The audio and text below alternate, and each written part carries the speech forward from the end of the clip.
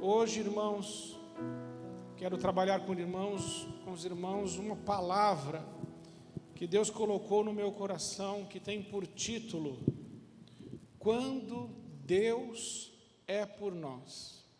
Está lá em 2 Crônicas, capítulo 13, na versão NVI, 2 Crônicas 13, que vai nos ensinar sobre o reinado do rei Abias. 2 Crônicas 13, a partir do versículo 1.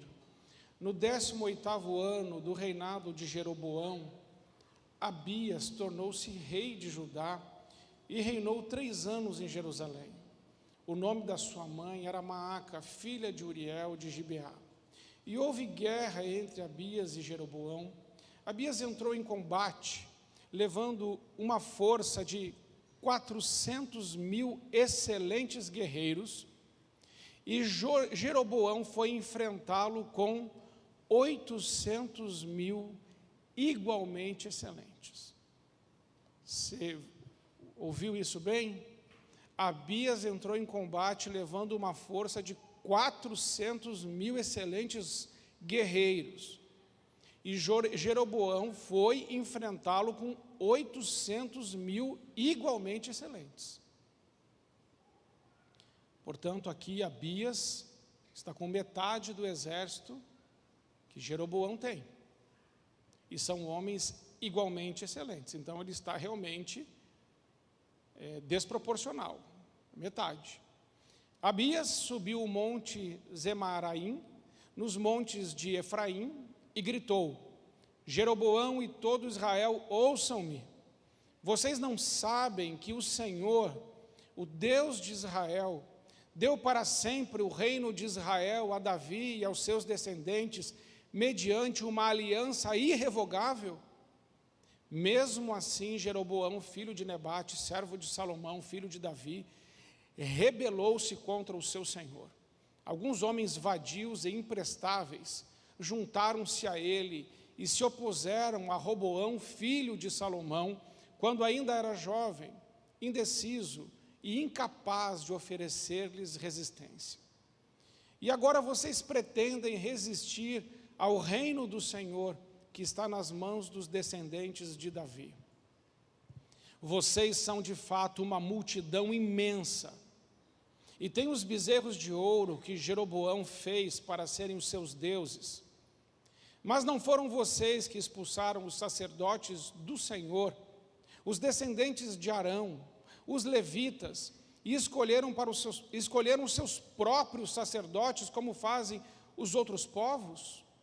Qualquer pessoa que se consagre com um novilho e 7 carneiros pode tornar-se sacerdotes daqueles que não são deuses. Quanto a nós, o Senhor é o nosso Deus, e não o abandonamos. Os nossos sacerdotes que servem ao Senhor, auxiliados pelos levitas, são descendentes de Arão. Todas as manhãs e todas as tardes eles apresentam holocaustos e incenso aromático ao Senhor, arrumam os pães sobre a mesa cerimonialmente pura, e todas as tardes acendem as lâmpadas do candelabro de ouro, pois nós observamos as exigências do Senhor, o nosso Deus, enquanto vocês o abandonaram. E vejam bem, Deus está conosco, Ele é o nosso chefe. Os sacerdotes dele, com suas cornetas, farão soar o grito de guerra contra vocês. Israelitas, não lutem contra o Senhor, o Deus dos seus antepassados, pois vocês não terão êxito. Enquanto isso, Jeroboão tinha mandado tropas para a retaguarda do exército de Judá, de forma que ele estava em frente de Judá e a emboscada estava atrás. Quando o exército de Judá se virou e viu que estava sendo atacado pela frente e pela retaguarda, clamou ao Senhor. Os sacerdotes tocaram suas cornetas e os homens de Judá deram um grito de guerra. Ao som do grito de guerra, Deus derrotou Jeroboão e todo Israel diante de Abias e de Judá. Os israelitas fugiram dos soldados de Judá e Deus os entregou nas mãos deles. Abias e os seus soldados lhe infligiram grande derrota. 500.000 excelentes guerreiros de Israel foram mortos. Os israelitas foram subjugados naquela ocasião, e os homens de Judá tiveram força para vencer, pois confiaram no Senhor, o Deus dos seus antepassados. Abias perseguiu Jeroboão e tomou-lhe as cidades de Betel, Gesana, Efron, com seus povoados. Durante o reinado de Abias, Jeroboão não recuperou o seu poder, até que o Senhor o feriu e ele morreu. Abias, ao contrário, fortaleceu-se. Ele casou com 14 mulheres e teve 22 filhos e 16 filhas. Os demais acontecimentos do reinado de Abias e o que ele fez e o que disse estão escritos nos relatos do profeta Ido. Amém, irmãos? Quando Deus é por nós. Aqui em 2 Crônicas 13, nós temos a história dos reis de Israel. Nós sabemos que o primeiro rei foi o rei Saul, o segundo rei foi o rei Davi, o terceiro rei foi o rei Salomão. Todos esses reis governaram e reinaram por 40 anos cada um. Mas ao final do governo do rei Salomão, o reino é dividido. E ele é dividido entre Jeroboão e Roboão. Roboão é filho de Salomão, Jeroboão é servo de Salomão. A promessa de Deus é que o reino continuaria firme sobre a casa do rei Davi, portanto, sobre Roboão, filho de Salomão, de onde depois vai vir o rei Abias, desta mesma linhagem. Já a linhagem de Jeroboão não é reconhecida por Deus. Jeroboão divide o reino de Israel, que era de 12 tribos, ele divide, ficando Jeroboão com 10 tribos e Roboão com 2 tribos, e depois o rei Abias com essas mesmas 2. Entendendo isso, irmãos, como uma introdução, você precisa entender que Jeroboão era um rei experimentado na guerra. Ele sabia o que estava fazendo. Jeroboão sabia guerrear. Jeroboão era astuto. Ele era tão astuto que ele vai para a guerra, não só com o dobro de homens e de excelentes guerreiros, como também enquanto ele está conversando com o rei Abias. O rei Abias, ainda novo e ingênuo, não percebe que enquanto o Jeroboão está conversando com ele, ele já está cercando o rei Abias. Naquela conversa, uma emboscada já está sendo armada, e Abias não estava sabendo de nada. Quando ele se dá conta, ele percebe que ele está totalmente cercado. Talvez se a gente pudesse estar lá assistindo isso, a gente dissesse, olha, não tem como o rei Abias sair dessa. Ele está cercado por todos os lados com 800.000 guerreiros, e ele só tem 400.000 e ele ainda está cercado. A guerra já está perdida. E aí, quando eu olho para esse texto, eu fico pensando, por que Deus ajudou o rei Abias? E aí, irmãos, eu encontro algumas respostas nesse texto. E a primeira lição que eu aprendo nesse texto é que quando temos fé nas promessas de Deus, Deus se levanta para nos ajudar. Veja 2 Crônicas 13, versículo 5. Ele diz assim, vocês não sabem, isso é Abias que está falando, vocês não sabem, olha a ousadia dele falando com 800.000 homens do exército inimigo, vocês não sabem que o Senhor, o Deus de Israel, deu para sempre o reino de Israel a Davi e aos seus descendentes mediante a uma aliança irrevogável. O que ele está dizendo para os inimigos é, vocês precisam entender uma coisa, vocês estão vindo contra mim com 800.000 homens bem treinados, Você, Jeroboão, é um homem experiente na guerra, só que você tem que entender uma coisa: eu estou do lado do Senhor, o Deus Todo-Poderoso, e eu não estou olhando o número de soldados, eu não estou olhando as circunstâncias que me cercam, eu não estou olhando para esses 800 mil guerreiros, ou a gente poderia dizer 800 mil problemas. Eu não estou olhando para isso.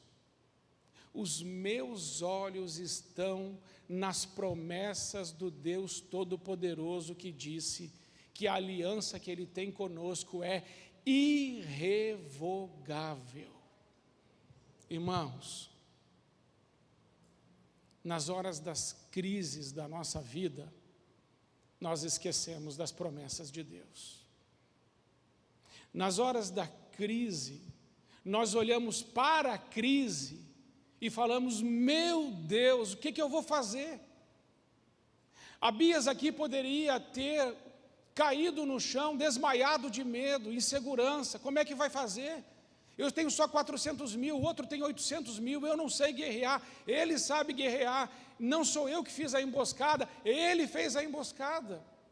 Eu estou perdido, esta guerra já está perdida. Mas não foi isso que ele fez. Ele lembrou das promessas e da aliança de Deus. Quando você entregou a sua vida a Jesus Cristo, você fez com Ele uma aliança. E você fez com Ele uma aliança de sangue. A vida de Cristo está em você. Nós cantamos aqui que Ele é o caminho, a verdade e a vida.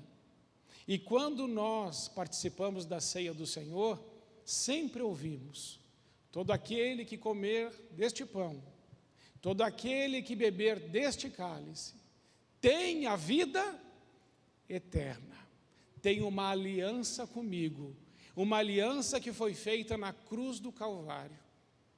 Então a primeira lição é: diante dos teus maiores problemas que você possa enfrentar, você precisa lembrar da aliança.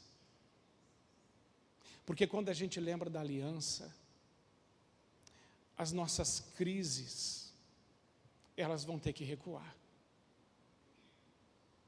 Você já teve crise de pânico?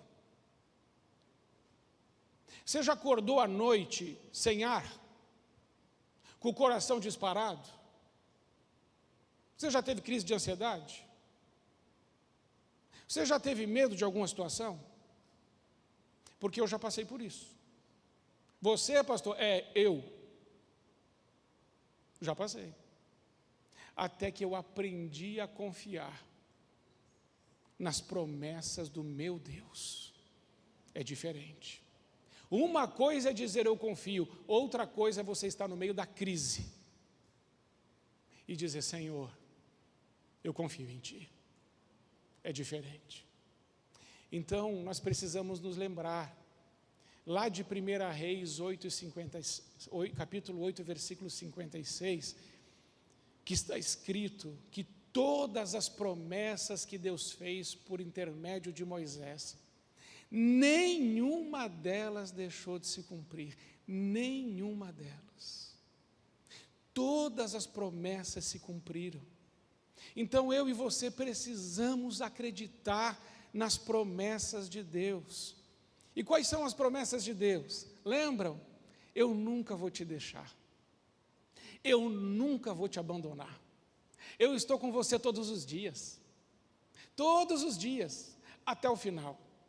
Ele disse assim: ó, eu sou a tua rocha, viu? Eu sou teu escudo, eu sou o teu refúgio, eu sou o teu socorro, bem presente nos momentos que você está com angústia, eu estou aí. Você lembra disso?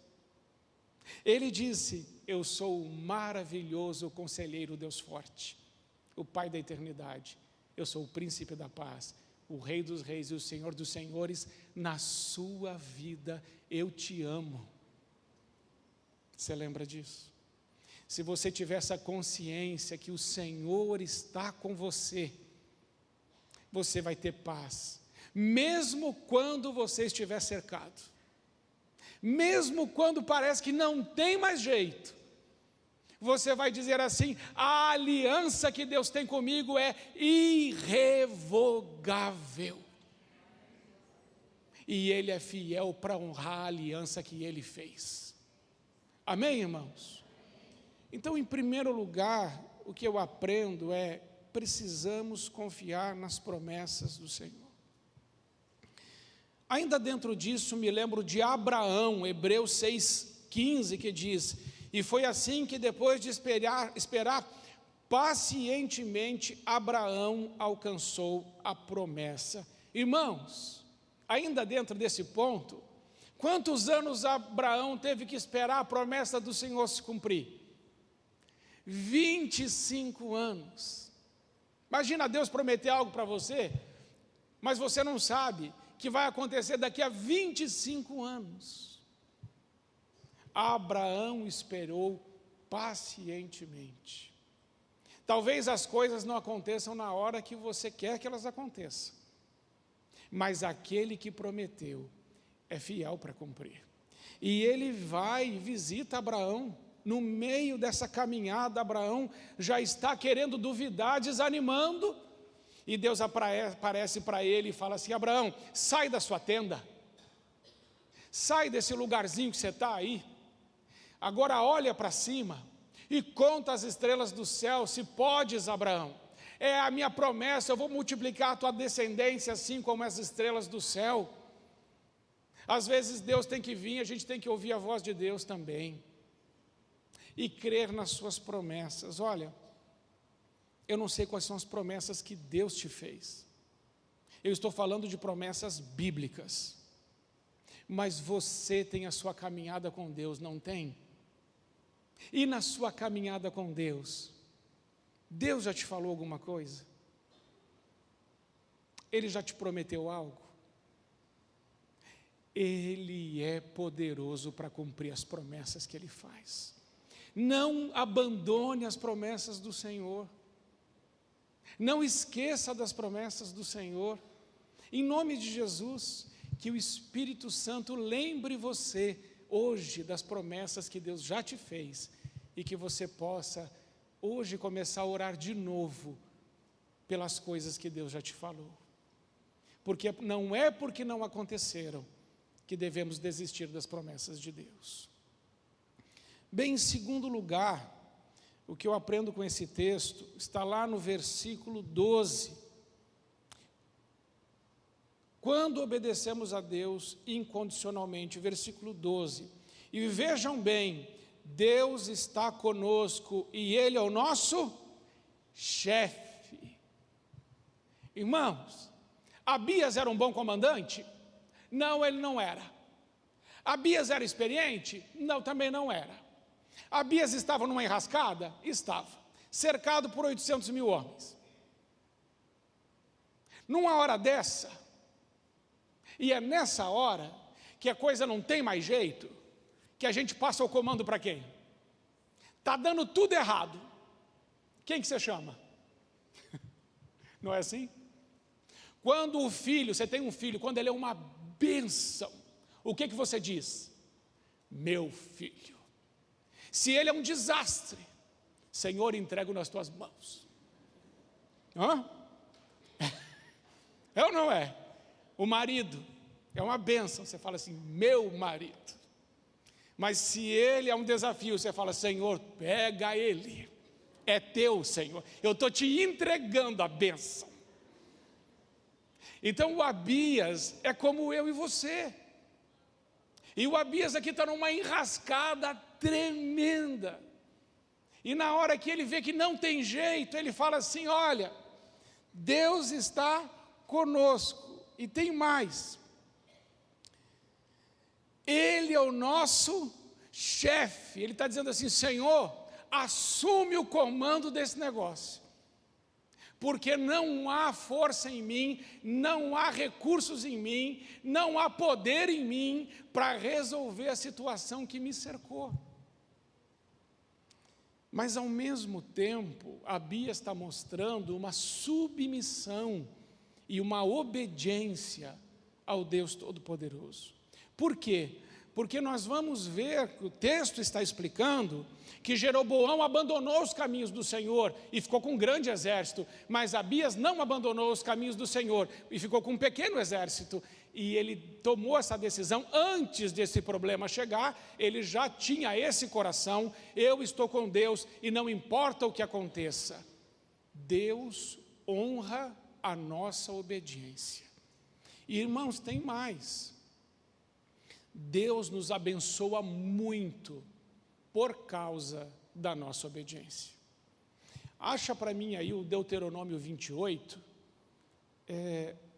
O Deuteronômio 28, irmãos, traz todas as bênçãos que Deus tem para a nossa vida, se obedecermos a Ele, se Ele for o nosso chefe.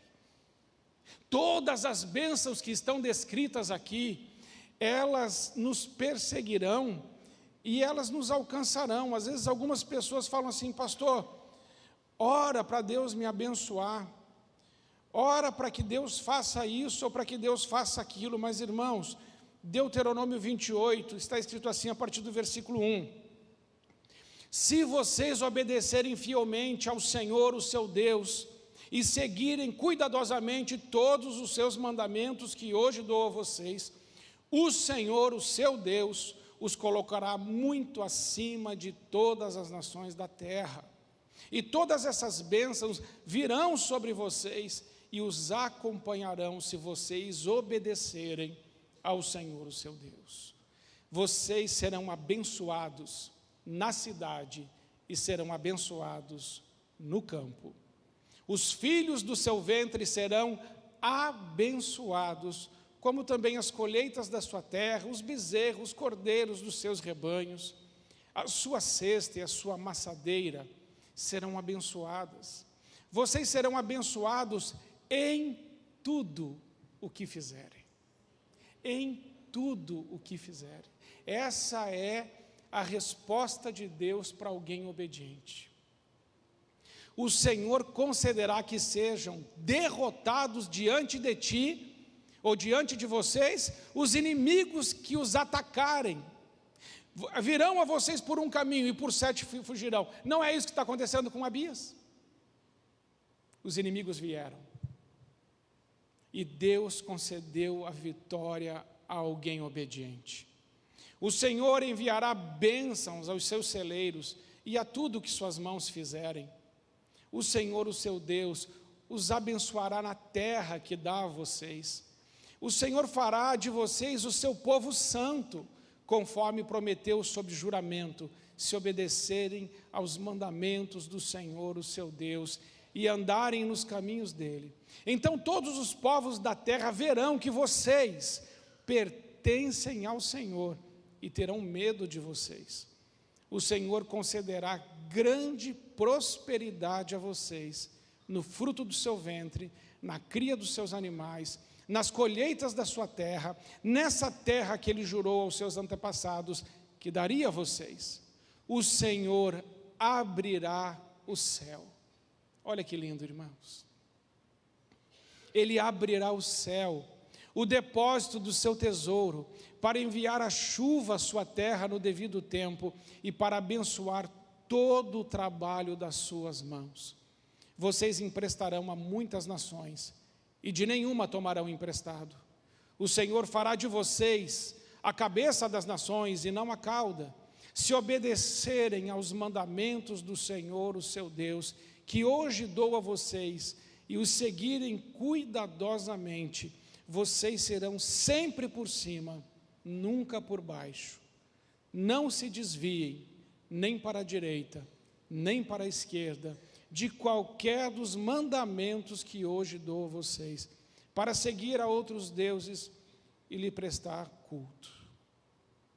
Essa é a promessa do Senhor aos obedientes. Irmãos, aqui ainda vale dizer uma coisa. Algumas pessoas dizem assim: mas pastor, Deus me ama do jeito que eu sou. Você já ouviu alguém falar isso? Deus me ama do jeito que eu sou. É verdade. Romanos capítulo 5, versículo 8, está escrito que Deus nos amou enquanto ainda éramos pecadores. Deus nos amou no pecado? Nos amou. Deus nos amou quando nós estávamos atolados na lama do pecado? Sim. Deus nos ama do jeito que a gente é. Mas uma vez que nós temos uma aliança com Deus, nós devemos demonstrar a Deus o nosso amor. E quando nós demonstramos a Deus o nosso amor, nós permanecemos igual a gente era? Não. Deus me ama do jeito que eu sou, mas se eu amo a Deus, eu não permaneço desse jeito. Eu mudo. Eu mudo. Se eu amo a Deus, eu renuncio os meus sonhos. Se eu amo a Deus, eu sou obediente. Porque Ele disse assim: aquele que me ama, obedece aos meus mandamentos. Então, Deus me ama do jeito que eu sou? Deus me ama. Agora cabe uma outra pergunta: e eu amo a Deus? E essa pergunta é respondida através das atitudes e escolhas que eu tenho feito acerca dele e dos seus mandamentos. Então Abias nos ensina que Deus deve ser o nosso chefe. Deus deve estar no comando da nossa vida. Deus, Ele deve liderar a nossa história. E em terceiro lugar eu aprendo em 2 Crônicas 13:11, que Deus é por nós quando nós oramos e adoramos sem cessar. A palavra de Deus diz: todas as manhãs e todas as tardes eles apresentavam holocaustos e incenso. Irmãos, o que aprendemos aqui? Disciplina espiritual. Quando Deus é por nós? Quando nós lembramos da sua aliança? Sim. Quando nós cremos nas suas promessas? Sim. Quando nós obedecemos incondicionalmente? Sim, Deus é por nós. Mas nós precisamos ter disciplina espiritual. Quando que o povo buscava a Deus? De manhã e de tarde. O que isso significa? Adoravam e oravam todos os dias. Aqui eu me lembro, irmãos, de Saul e de Golias. Lembram?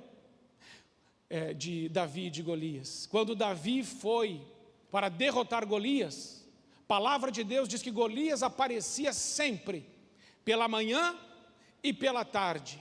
E ele afrontava os exércitos de Israel, todos os dias, pela manhã e pela tarde. E aqui nesse versículo, coloca lá de novo o versículo, mostra que a adoração do povo de Deus se dava toda manhã e toda tarde, está bem ali no início. E aquele gigante aparecia de manhã e de tarde para impedir o povo de orar. Talvez você tenha esses gigantes na sua vida, que aparece toda hora que você decide ir buscar a presença de Deus. Toda vez que você decide entrar numa disciplina espiritual, que você decide a buscar a face do Senhor e querer intimidade com Ele e andar junto com Ele, todas as vezes aparece um gigante para tentar impedir que você tenha o Deus que luta por você do seu lado, porque você não consegue falar mais com Ele. Quanto tempo nós temos conseguido dar ao nosso Deus? Porque gigantes se levantam para impedir eu e você de buscarmos a face do nosso Deus Todo-Poderoso. Qual é o nome do seu gigante? O do exército de Israel, o nome desse gigante era Golias, e Davi o derrotou. Mas e o seu e o meu? Qual o nome? Não permita que nada roube de você essa comunhão com Deus. Outra lição que eu aprendo nesse texto, ela está lá no versículo 14 e 15, aonde nós aprendemos que não devemos fugir da batalha. Quando o exército de Judá virou-se, viu que estava sendo atacado pela frente, pela retaguarda, clamou ao Senhor. Os sacerdotes tocaram suas cornetas e os homens de Judá deram um grito de guerra. E ao som do grito de guerra, Deus derrotou Jeroboão e todo Israel diante de Abias e de Judá. Irmãos, quem derrota os nossos inimigos não somos nós. Quem derrota os nossos inimigos é Deus. E eu não sei o nome do seu inimigo. Pode ser um câncer. Pode ser falhas na paternidade. Pode ser vários tipos de violência, ou abuso, ou abandono, eu não sei. Mas você certamente deve ter um inimigo. E você tem um inimigo que é o diabo. Quem derrota o nosso inimigo é Deus. Mas ali no texto está dizendo que o povo clamou ao Senhor. Não confiou em si mesmo, não confiou nas suas forças. Mas ao som da trombeta eles gritaram pelo nome do Senhor, e o Senhor veio, e o Senhor derrotou Jeroboão e todo o seu exército. 500 mil homens do exército de Jeroboão morreram. E grande e esmagadora foi a vitória de Abias, porque ele clamou ao Senhor, não fugiu da batalha. Existem batalhas que nós estamos perdendo, porque na hora da batalha nós estamos fugindo, ou nós estamos tentando resolver o problema. Mas o problema deve ser resolvido por Deus, irmãos. É por Deus. Então eu não sei aí na sua vida qual é a batalha que você está vivendo, mas eu sei quem pode vencer essa batalha. E quem pode vencer essa batalha é o Senhor. E aí, essa menina linda está dando o grito de guerra. É o grito de guerra. Ela já entendeu a mensagem. E a gente tem que dar esse grito de guerra. O clamor é isso, irmãos. Eu vou até aproveitar o que aconteceu. O clamor não é uma oração. O clamor é um grito. Sabe quando você não consegue mais orar, que você geme? Que você não tem mais palavras? Sai um grunhido? Isso é clamor. É como essa criança fez. Não dá para interpretar. Mas assim como essa criança, quando ergueu esse clamor para o pai dela se levantou e foi resolver o problema dela, senão ela vai continuar clamando. É ou não é? Quando você começa a clamar, porque enquanto você está falando com Deus, Deus pode falar assim, está só desabafando, deixa. Mas quando você começa a clamar, Deus fala assim, eu tenho que agir. Não para. Ele não para. Criança, quando está com fome ou outra necessidade, ela vai clamar. Então vamos voltar a ser crianças. E vamos clamar ao nosso Pai, que nos pega assim no colo e nos leva aos vales verdejantes e às águas tranquilas. Ao nosso Pai querido, que é o nosso pastor, que cuida de nós e que dá um refrigério para a nossa alma. Amém, irmãos? Então hoje eu quero fazer um apelo a você, dentro disso que foi pregado. Quando Deus é por nós, em primeiro lugar, quando nós colocamos a nossa fé na pessoa de Jesus, na aliança irrevogável de Deus. Quando Deus é por nós, quando a nossa obediência é incondicional. Quando Deus é por nós, quando nós oramos e nós adoramos. Quando Deus é por nós, quando testemunhamos da ação do Senhor. E quando Deus é por nós, quando lutamos com confiança, sabendo que a vitória vem do Senhor. Então, Deus, Ele é por você. E essa noite é noite de colocarmos a nossa fé no lugar certo, na pessoa certa, em Jesus. Lembrarmos da aliança e das promessas. Lembrarmos que o nosso Deus ama e se alegra com a nossa obediência. Lembrar das promessas que Ele já fez a nós. Lembrar que quando clamamos, Ele se levanta e haja em nosso favor. Você está cercado igual a Abias? Você está vivendo uma situação que talvez você já percebeu, você não dá conta? Então hoje é dia de se levantar e dizer: Senhor, faz na minha vida o que eu vi o Senhor fazendo com homens e mulheres que pertencem a Ti na palavra de Deus. Eu confio em Ti, Senhor. Me ajude. Precisamos dEle.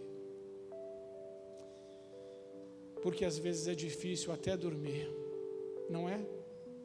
Até pegar no sono é difícil com alguns problemas.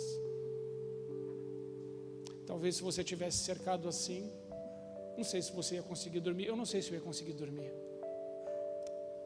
Mas quando confiamos em Deus, até o nosso sono volta a ser o sono de uma criança. Vamos ficar em pé. E se você deseja fazer essa oração nessa noite, eu quero convidar você a mais uma vez vir no altar. A gente já veio no altar algumas vezes hoje, mas vamos vir de novo e dizer: Senhor, eu confio em Ti, na Tua promessa. Eu quero clamar ao Senhor hoje. Talvez a situação nunca mudou porque eu nunca clamei. O Senhor vai vencer essa batalha e eu vou me alegrar contigo. Vem então, vamos orar juntos pelas nossas batalhas. Vamos orar juntos por situações que somente Deus pode nos atender. E ainda quero que você lembre de pessoas da sua casa e família, que talvez essas pessoas ainda não conheçam o Deus Todo-Poderoso. Hoje você podia orar por elas, não podia? Dizer: Senhor, alcança também a minha família e abençoa a minha casa e a minha descendência. Porque, Senhor, eu creio no Teu nome, mas eu tenho pessoas que eu amo, que estão perto de mim, e elas ainda não chegaram nesse lugar. E essa é uma luta que eu não consigo vencer sozinho, mas o Senhor pode me ajudar. Vamos orar por eles, pela nossa casa e família também. Você pode chegar bem para frente, para todo mundo poder chegar e a gente orar juntos. Obrigado. Pai, em nome de Jesus, nós queremos, Senhor, dizer que nós confiamos nas Tuas promessas, que a Tua aliança ela é irrevogável, e que uma vez que o Senhor me salvou e me comprou com o Seu sangue, eu estou salvo e liberto para sempre. Senhor, muito obrigado, porque apesar de tantos inimigos que me cercam, que nos cercam, o Senhor é poderoso para derrotar todos eles. Pai, muito obrigado, porque nós estamos buscando obedecer o Senhor de forma incondicional, para que as bênçãos do Senhor nos persigam e nos alcancem. Muito obrigado, Senhor, porque nesta noite nós aprendemos com o rei Abias que há uma grande diferença entre aqueles que creem e aqueles que não creem, que há uma grande diferença entre aqueles que Te buscam e aqueles que Te desprezam. Senhor, em nome de Jesus, faça de nós um povo que não abre mão da Tua presença, e nos ensina todas as manhãs, todas as tardes, a ter essa disciplina espiritual de buscar o Senhor e de desejar a Tua face, a Tua presença, em nome de Jesus. Amém. Irmãos, quando a gente está passando por essas lutas assim, a nossa alma ainda continua por dentro turbulenta. Isso Jesus também disse lá em João 14 aos seus discípulos: não se turbe o vosso coração, crede em Deus, crede também em mim. Não tem problema de você vir a este apelo e ainda está sentindo o seu coração turbado. É sua alma, mas o seu espírito já sabe o que deve fazer. Por isso Jesus disse: o espírito está pronto, mas a carne é fraca. E é por isso que Paulo disse em Romanos 7,15: o bem que quero fazer não faço, mas o mal que quero fazer este faço. Quem me livrará do corpo desta morte? Paulo ensina, há uma luta, uma batalha enorme entre a carne e o espírito. E talvez seja essa a sua batalha, a minha batalha. Abias, ele estava com uma luta externa, porque ele já tinha vencido a luta interna. Então, o último ensinamento: você não terá vitórias do lado de fora, se você não tiver primeiro vitórias do lado de dentro. É de dentro para fora e não de fora para dentro. Não é o ambiente que muda para a gente melhorar, é a gente que muda e o ambiente é transformado. Então, diga para Deus: Senhor, eu preciso vencer as lutas internas, porque eu enfrento uma guerra na minha mente o tempo todo. Quando estou no culto e adorando ao Senhor e louvando ao Senhor, eu creio de todo o coração, mas quando eu saio daqui, são tantas coisas, e a minha mente embaralha de novo, e eu me perco nos labirintos do meu interior. Preciso de Ti, Senhor. Me ajude a essa saída, me ajude a parar de andar em círculos, me ajude a sair desse deserto, me ajude a vencer a luta interna. Senhor Jesus, nós pedimos isso ao Senhor essa noite. Talvez a gente tenha 800.000 pensamentos que nos dizem que não é possível, que estamos derrotados. Mas um pensamento só, ligado ao Senhor, é suficiente para derrotar todos os outros. É que o Senhor disse: eu estou junto com você. Senhor, não nos deixe de esquecer isso, e nos ensine a vencer as nossas batalhas interiores, para que o nosso exterior também possa florescer. É a nossa oração, agradecidos, em nome de Jesus, amém. Antes de voltar ao seu lugar, lembre, e todos os irmãos que estão aqui, a batalha é na mente, o campo de batalha é a mente. Se você mantiver a sua mente limpa, as coisas vão mudar. Por isso está escrito: o sangue de Jesus purifica a nossa consciência de todas as obras mortas. Limpe a sua mente. Talvez tenha muito lixo nela, talvez tenha muito pensamento ruim na sua mente. Ficamos bonitos por fora, mas podemos estar podres por dentro, como caixões caiados. A maquiagem, o topete, a roupa bonita impressiona os olhos dos outros. Deus não vê como vê o homem, Deus vê o coração. Precisamos ser bonitos por dentro para refletir isso do lado de fora.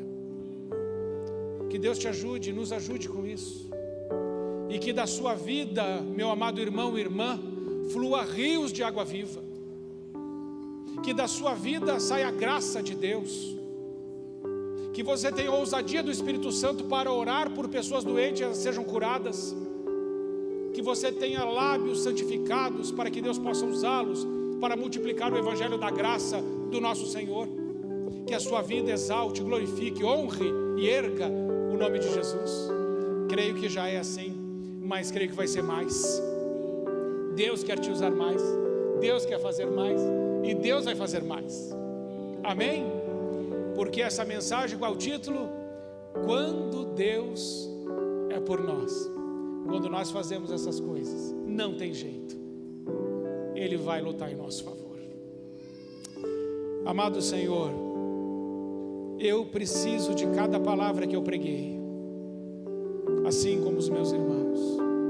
Obrigado, Senhor, pela Tua palavra, porque ela é viva, ela mexe com a gente, ela nos transforma, ela nos limpa, ela nos reanima, ela nos encoraja.